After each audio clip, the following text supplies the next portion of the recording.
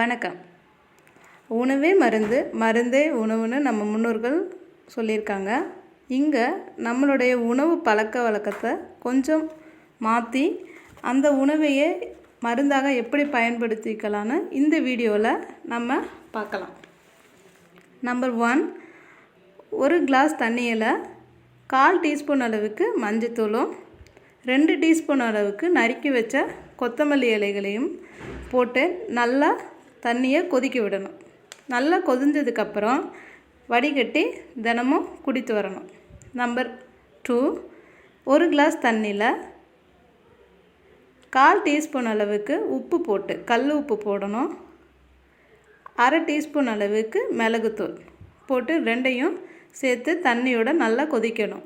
கொதித்து வடிகட்டினதுக்கப்புறம் 1 ஸ்பூன் அளவுக்கு ஹனி சேர்த்து தினமும் குடித்து வரலாம். நம்பர் 3, ஒரு கிளாஸ் தண்ணியில் 5 துளசி இலைகளை சேர்த்து நல்லா கொதித்ததுக்கப்புறம் வடிகட்டி தினமும் குடிக்கலாம். நம்பர் 4, ஒரு கிளாஸ் தண்ணியில் 1/4 டீஸ்பூன் மஞ்சத்தூள், 1 டீஸ்பூன் அளவுக்கு மல்லி விதைகளை சேர்த்து நல்லா தண்ணியை கொதித்ததுக்கப்புறம் வடிகட்டி தினமும் குடிக்கலாம்.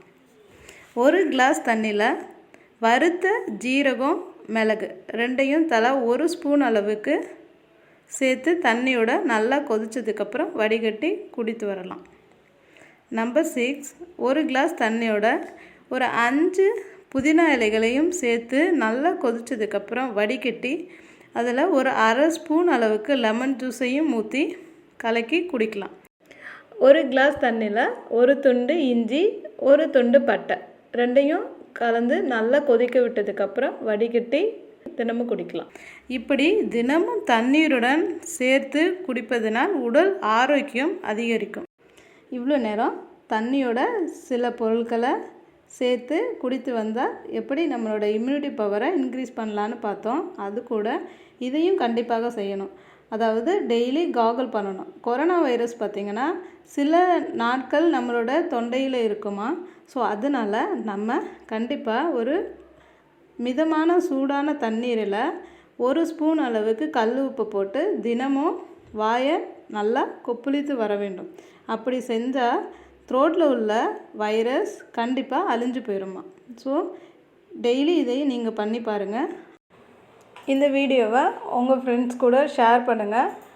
இதே மாதிரி யூஸ்ஃபுல்லான அப்டேட்டுக்கு ஃபுட்மா சேனலை சப்ஸ்கிரைப் பண்ணுங்கள். மறந்துடாமல் பக்கத்தில் இருக்க பெல் ஐக்கானையும் ப்ரெஸ் பண்ணுங்கள். See you on next video. Stay healthier. Thank you.